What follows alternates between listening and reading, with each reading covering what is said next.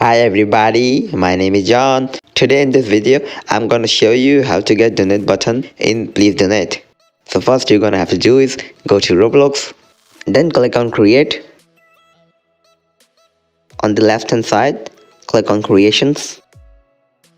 Then click on this. On the left hand side, scroll down until you find monetization section.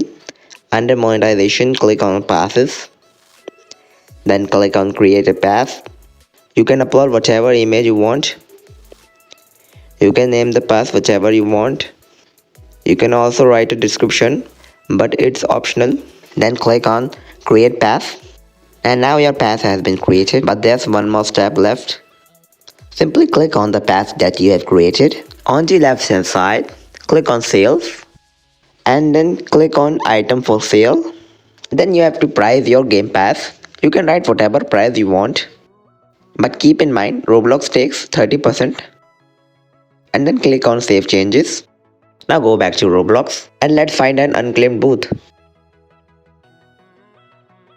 So let's claim it. And boom guys, we have the donate button. So if you found this guide useful, don't forget to smash the like button.